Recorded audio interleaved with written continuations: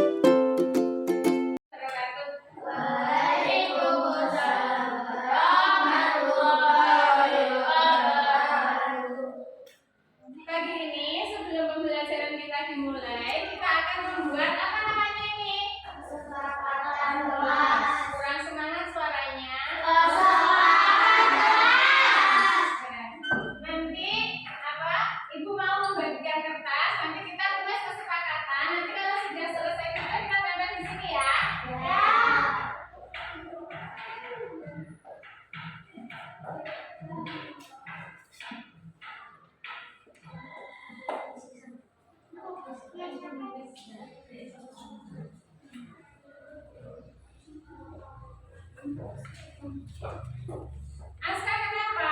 Sakit? Kok loyo? Hah? Aska belum sarapan? Nah, kesepakatan kelas itu tidak ada paksaan, sesuai yang kamu inginkan. Kamu pengennya seperti apa belajar pada pagi hari ini ya? Sudah? Bisa dimengerti? Kalau bisa silakan ditulis.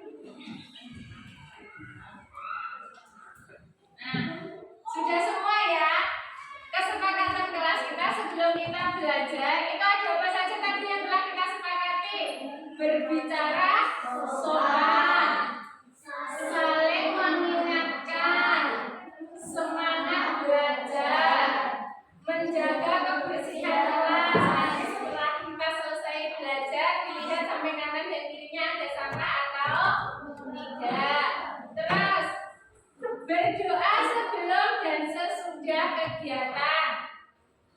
Masuk kelas tepat waktu. Masuknya tepat waktu. Istirahatnya tepat waktu atau tidak? Terus mendengarkan penjelasan guru. Berarti nanti kalau ada ibu guru menjelaskan untuk juga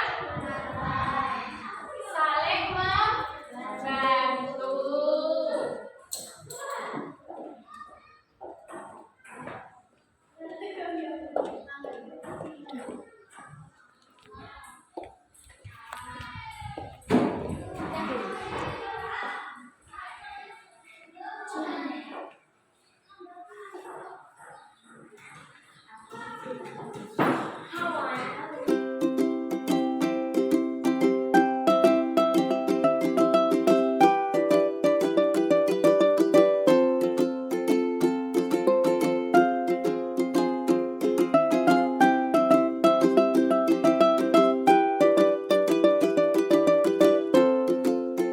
Assalamualaikum warahmatullahi wabarakatuh. Perkenalkan, nama saya Nasya Nafita dari SDN 1 Madisari, Kecamatan Siman, Kabupaten Ponorogo. Perasaan saya setelah melakukan restitusi bersama Ibu Aini adalah sangat senang karena saya mendapatkan solusi dari permasalahan saya yang datang terlambat ke sekolah. Terima kasih Bu Aini karena telah memberikan solusi. Saya berjanji tidak akan datang terlambat lagi ke sekolah. Wassalamualaikum warahmatullahi wabarakatuh. Assalamualaikum warahmatullahi wabarakatuh. Selamat siang Bapak Ibu hebat semuanya. Terima kasih telah meluangkan waktunya untuk berbagi dalam dimensi budaya positif. Nanti ini ya judulnya dimensi modus 1.4, diseminasi modus 1.4 budaya positif. Nah,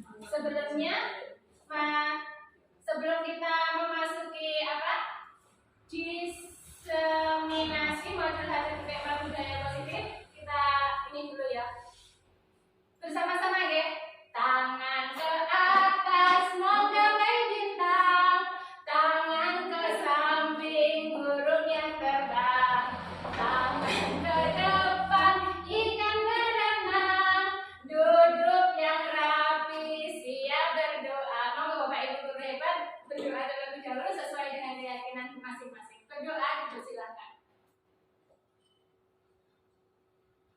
Berdoa selesai. Next.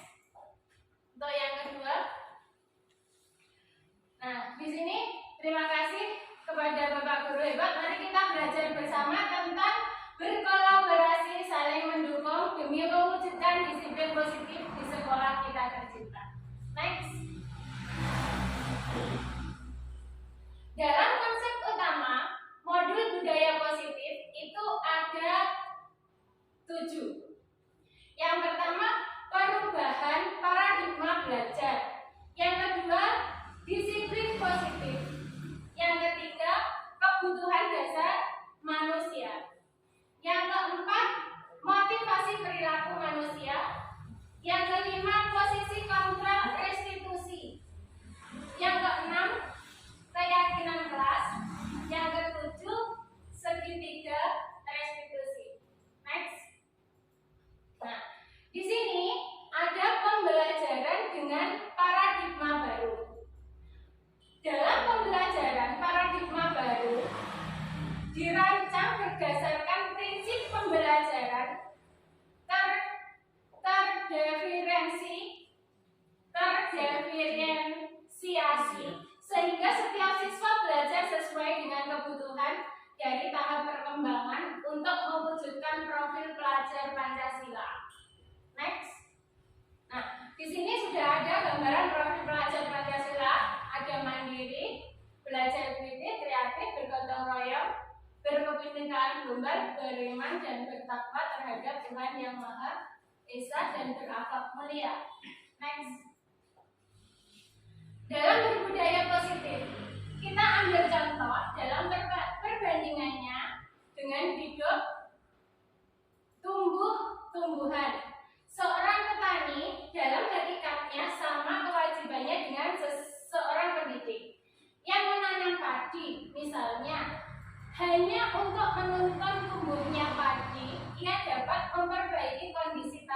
memelihara tanaman padi, ia dapat memperbaiki kondisi tanah. Jadi tanahnya itu yang harus diperbaiki.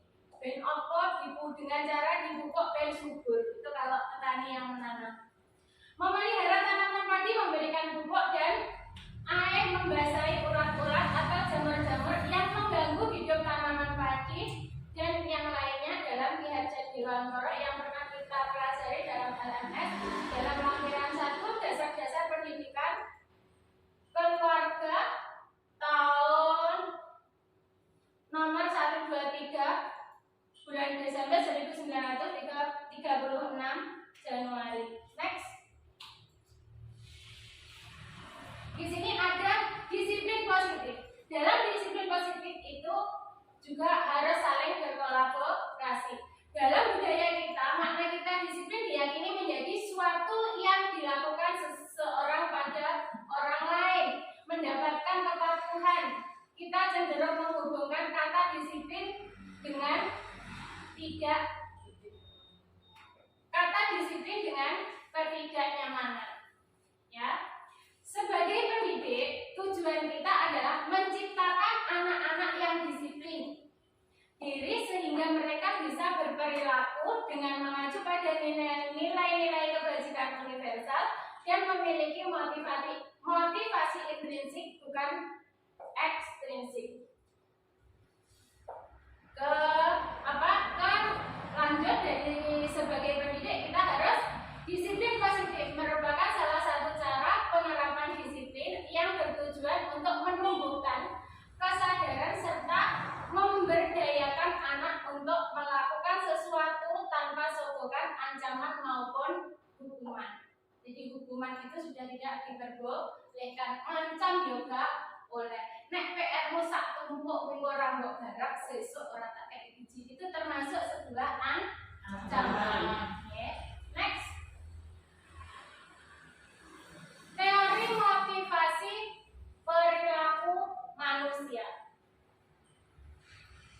Untuk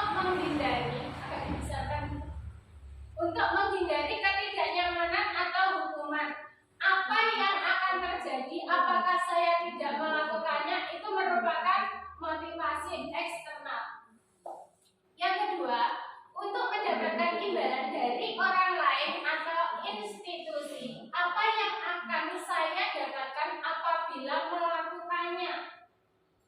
Nah, yang ketiga, untuk menghargai diri sendiri menjadi insan sesuai harapan kita. Saya akan menjadi orang yang seperti apa apabila saya melakukannya. Dalam motivasi ini sudah terpilah-pilah tersendiri. Ada motivasi eksternal, motivasi internal, tujuan dalam disiplin yang positif.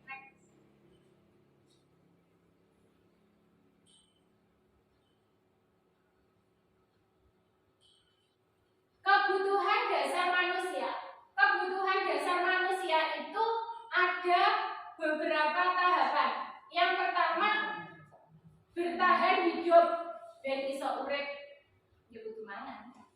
Ya loh, dan iso urip harus makan.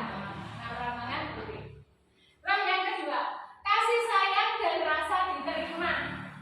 Nek ora ditopo awake dhewe iki ora untuk minggu piye, mbak sekolahan kanca dhewe tidak menerima posisi kita kok jak ngomong kok ora kepenak. Itu berarti diri kita merasa tidak diterima. Jadi itu merupakan kebutuhan dasar pada manusia. Yang ketiga, penguasaan. Yang keempat, kebebasan, dan yang kelima, kesenangan. Nah, ini dari sini ini rata-rata diharapkan oleh semua orang. Kesenangan. Senang ini merupakan kunci dan magnet magnet segala-galanya. Kalau kita itu sudah merasa senang, maupun apapun yang akan kita lakukan akan terasa indah. Enteng bae arep lakoni. Nggih to, Bu? Nggih. Enteng arep lakoni wis nek atimu dulu ya wis ra iso lakoni. Terus next. Motivasi berperilaku manusia. Dalam motivasi merupakan dorongan yang timbul pada diri seseorang secara sadar. Belum next, kembali lagi. sadar atau tidak sadar untuk melakukan suatu tindakan dengan tujuan tertentu. Yang pertama, menghindari ketidaknyamanan dan hukuman. Contohnya apa? Murid melakukan disiplin diri karena ia takut dihukum. Ini merupakan motivasi ekstrinsik. Jadi, nyapa-nyapa ki wedi nek dihukum guru apa nek guru gua lah. Wis kira guru gua lah. Yang kedua, mendapatkan imbalan atau penghargaan dari orang lain.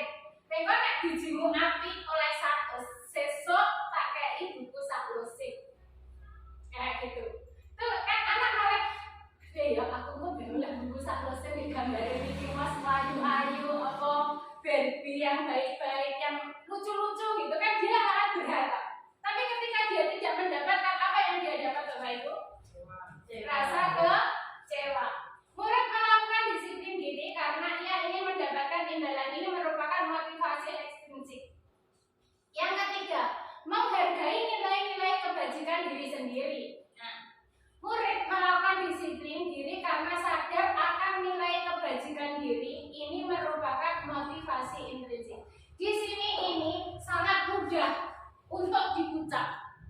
Penerapannya pada peserta didik kita itu perlu pendekatan, perlu perjuangan, perlu kesabaran agar mereka dapat tumbuh kesadaran yang muncul dari dirinya sendiri, dari hati nuraninya sendiri tanpa tekanan, tanpa ancaman dari orang lain. Next.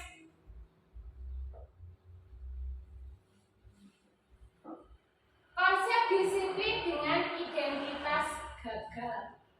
Jadi rada wedi ya sampai kata-kata gagal ini agak menakutkan orang di Bapak Ibu. Gagal dalam konsep apa? Yang di sini hukuman. Hukuman itu yang pertama bisa menyakitkan. Kamu mama hukum dulu perasaan itu kayak gitu. Yang kedua tidak nyaman. Murid merasa takut. Yang keempat memaksa. Yang kelima murid menyembunyikan kesalahan. Yang terakhir murid menjadi rendah diri, gak pedenan, minderan. Nah, di sini juga ada yang namanya sebuah penghargaan. Penghargaan yang pertama tidak efektif. Yang kedua merusak hubungan karena munculnya rasa iri dari teman antar teman. Jangan kan bocah awake dhewe terkadang muncul rasa iri terhadap teman sendiri. Itu tidak bisa dipungkiri. Yang keempat, menghukum dengan sistem ranking. Ranking sekarang tidak diperbolehkan.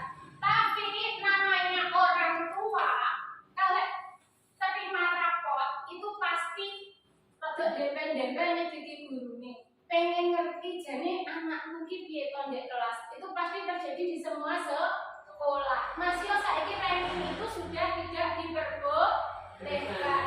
Apapun yang terjadi, wong tua kuwi nek anake bijine apik, nilainya dhuwur, merasa bangga. Nggih napa mboten Bapak Ibu? Yang kelima, merampas hak menghargai dirinya. Next.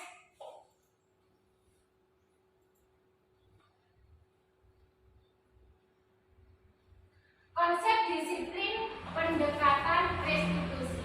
Sebuah cara menambahkan disiplin positif pada murid. Jadi pokoknya yang dibelon awake dhewe iki sebagai pamong itu ya mau murid. Pengertian restitusi. Restitusi adalah mungkin dari sini Bu Elisa bisa ya ini dibaca untuk pengertian restitusi. Bu Elisa. Restitusi adalah menceritakan kondisi bagi murid untuk memperbaiki kesalahan mereka sehingga mereka bisa kembali pada kelompok mereka dengan karakter yang dibutuhkan. Nah, pengertian restitusi bisa dibaca dengan Ibu Elisa, oke?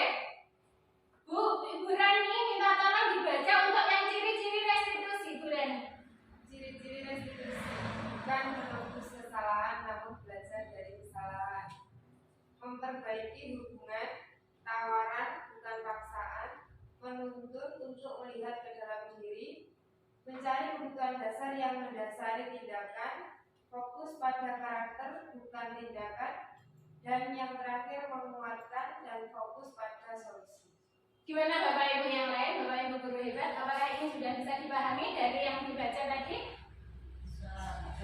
Terima kasih. Next. Nah, perbedaan contoh kasus siswa sering datang terlambat. Di sini ada 3 konsep. Yang pertama hukuman, yang kedua konsekuensi, yang ketiga restitusi. Dalam hukuman, poin pertama, guru menghukum siswa tersebut untuk berdiri di depan kelas selama jam pelajaran ini. Kalau kayak gitu kira-kira anak akan merasa jenuh, tambah mau pegel, tambah mangga oleh gurunya nama betul Bapak Ibu. Apa yang muncul dalam diri anak? Dendam. Yang kedua, guru marah sehingga siswa menjadi takut sampai gemeteran siswa rawan sekolah bahwa Pak kon nunggu neng sekolahan. Itu tidak boleh dilakukan. Kita sebagai guru itu sebagai pamong ya. Dalam konsekuensi, guru memberikan konsekuensi kepada siswa untuk menulis menghafal salah satu surat pendek. Menulis suratnya ya sing pendek-pendek ae, ojo anak bakal nulis kabeh, yang banger gitu. Kalau yang poin kedua, guru tegas dan siswa menghormati peraturan. Nah, yang dalam restitusi, guru menanyakan keyakinan kelas dan membantu siswa menyelesaikan masalah. Ini guru idaman. Guru idaman yang perlu kita kembangkan. Yang kedua, guru terbuka dan siswa menghormati dirinya dan orang lain. Okay, next. Dalam posisi 5 kontrol restitusi. Yang pertama, tak gawe kaya tangga ben ra mantuk, nggih, urgensial. Penghukum. Yang kedua, pembuatan rasa bersalah. Yang ketiga, teman.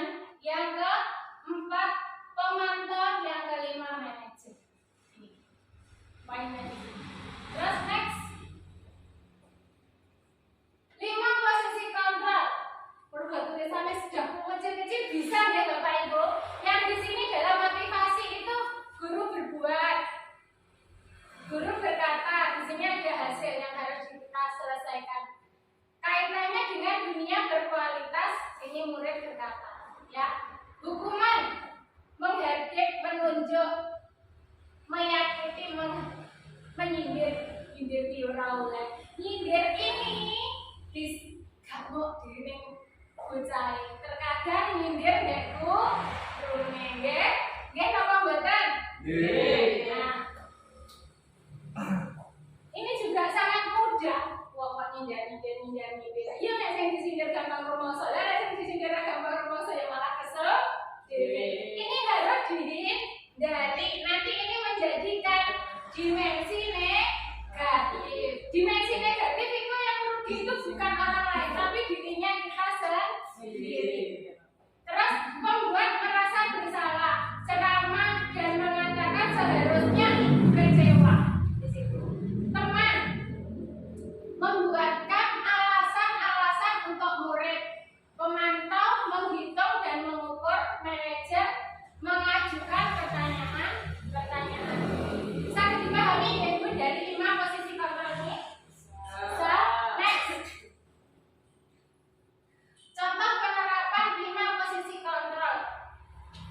Yang pertama ada dalam menghukum. Patuhi aturan sekolah dan hafalkan doa kunut. Biasa dipakai untuk sholat subuh ya Bapak Ibu.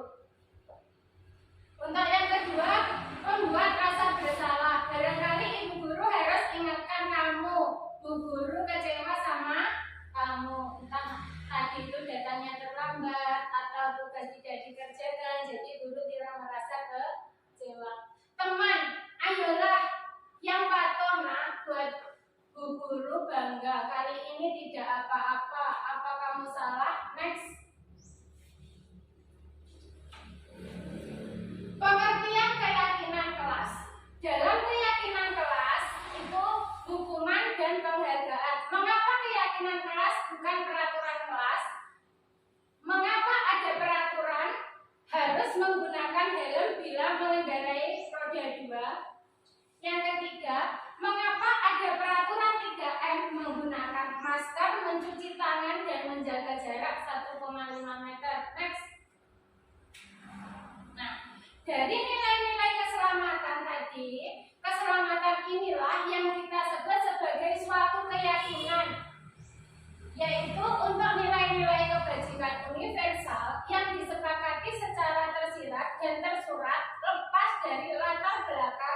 suku, negara, bahasa, maupun agama.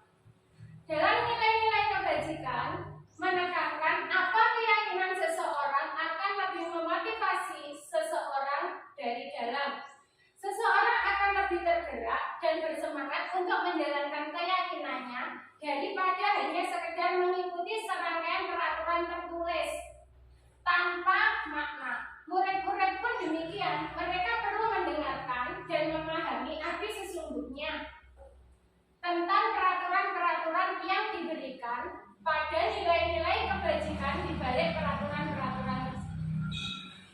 Tujuan utama dalam menjadi tidak tertarik atau takut hingga hanya sekedar mengikuti rangkaian peraturan yang mengatur mereka tanpa memahami tujuan mulianya. Next. Pembuatan keyakinan kelas. Jadi dalam keyakinan kelas tadi harus dibuat ya. Di awal semester atau 1 tahun sekali. Boleh dirubah. Keyakinan kelas bersifat lebih abstrak daripada peraturan yang lebih rinci dan konkret. Yang kedua, keyakinan kelas berupa pernyataan-pernyataan universal. Yang ketiga, pernyataan keyakinan kelas senantiasa membuat dalam bentuk positif. Yang keempat, keyakinan kelas hendaknya tidak terlalu banyak sehingga mudah diingat dan dipahami oleh semua warga kelas. Kelima, keyakinan kelas sebaiknya sesuatu yang dapat diterapkan di lingkungan tersebut. 6. Semua warga kelas hendaknya ikut berkontribusi dalam pembuatan keyakinan kelas. Ojo digawe dhewe. 7. Bersedia meninjau kembali keyakinan kelas dari waktu ke waktu dan tak monoton dan mengikuti dengan perkembangan zaman. Rencana dari HP layar sentuh awalnya dhewe HP-nya bulat tuh. Bulat berarti tidak mengikuti perkembangan zaman. Next. Peraturan dalam keyakinan kelas dan nilai-nilai kebajikan yang dituju. Yang pertama dalam peraturan, selalu kembalikan buku di tempatnya. Pembiasaan disiplin. Dilarang mengganggu orang lain. Dan nek mau orang diganggu kan mereka akan merasa nyaman ada di lingkungan kita. 3. Hadir di sekolah 15 menit sebelum pembelajaran dimulai. 4. Dilarang melakukan kekerasan. Dilarang menggunakan narkoba bergantian atau menunggu giliran. Gunakan masker. Nek dulu gunakan masker biar tidak terkena COVID. Nek sekarang gunakan masker dan wajahnya tetap glowing. Kan sudah tidak ada COVID. Jangan berlari di kelas atau di di ruangan. Terus yang keyakinan kelas atau nilai kebajikan yang dituju. Yang pertama ada tanggung jawab. Yang kedua, menghormati orang lain dan diri sendiri. 3. Memotivasi orang lain, komitmen pada tujuan. Jadi kita itu punya komitmen. Orang yang bilangnya kita dari uang nggak dibuka, komitmennya nama badan bapak itu.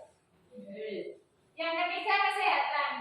Yang selanjutnya menghormati orang lain dengan sabar. Sabar itu juga sebenarnya banget. Wis kopu, sabar, wis kopu, sabar. Sabar sampai tua dewe gawene mesu. Bakal iso teori tok sabare adol godhong. Terus yang ke selanjutnya kesehatan dan keselamatan. Tadi loh yang ditambahkan dengan menggunakan kendaraan menggunakan helm. Tujuannya untuk ini kesehatan dan keselamatan. Semoga sehat jasmani juga rohani. Keselamatan dan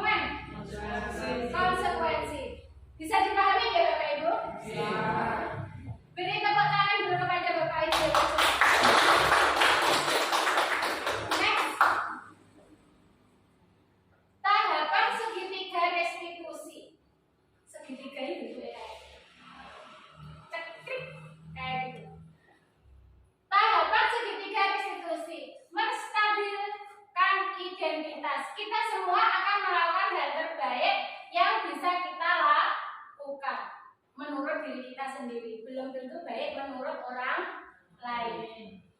Validasi tindakan yang salah. Semua berperilaku memiliki alasan. Alasannya mana itu? Apa nih? Bocah gak jujur itu alasannya mesti muter. Menanyakan keyakinan. Kita semua memiliki motivasi internal. Next. 9 ciri restitusi. Budwi bisa dibaca ya yang pojok. Budwi silakan dibaca 9 ciri restitusi. 1. Bukan untuk menebus kesalahan, tapi untuk belajar dari kesalahan. 2. Memperbaiki hubungan. 3. Tawaran bukan paksaan. 4. Menuntut untuk melihat ke dalam diri. 5. Mencari kebutuhan dasar yang mendasari tindakan. Stop. Bu Irma bisa dibaca ya, Bu Irma? 6.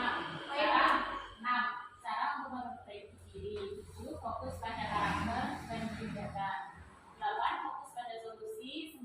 Mengembalikan murid yang berbuat salah dan jatuh. Nah, kenapa saya tadi dihentikan? Itu salah satu contoh melatih siswa kita di dalam kelas dalam melatih konsentrasi. Ya, biasanya kalau di dalam kelas pada waktu membacanya itu anak-anak namanya anak visual, kinestetik dan itu kan beda-beda ya. Terkadang di momen gurunya melanjutkan absen 5 bakal gitu. Itu pernah terjadi di sekolah saya seperti itu. Dengan adanya seperti itu murid kita akan terlatih konsentrasi. Next.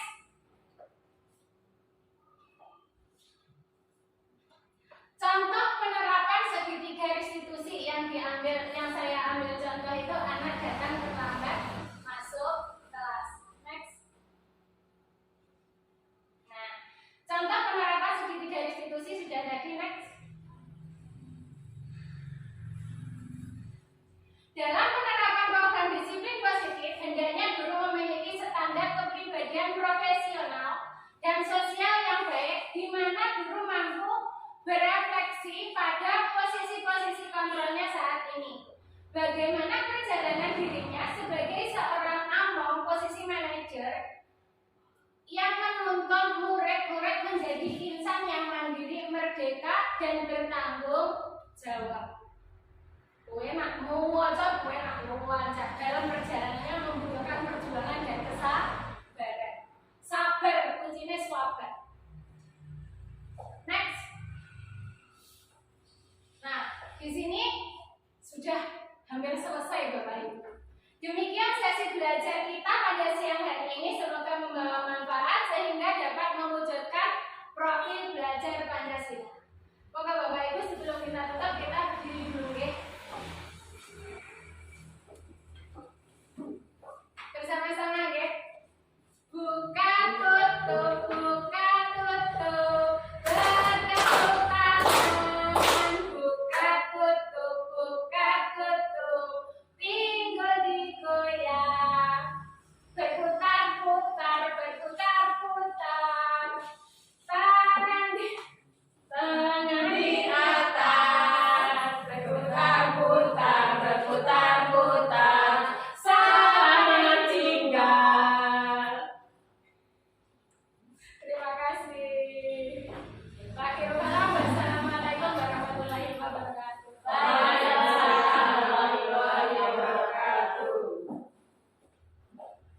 Assalamualaikum warahmatullahi wabarakatuh. Perkenalkan, nama saya Heni Purnamawati, teman sejawat dari calon guru penggerak atas nama Nur Aini. Saya sangat mendukung sekali seminar yang dilaksanakan oleh Ibu Nur Aini yang berjudul tentang budaya positif. Dari seminar tersebut, saya mendapatkan banyak pengetahuan dan pengalaman yang baru. Sekian, terima kasih. Wassalamualaikum warahmatullahi wabarakatuh.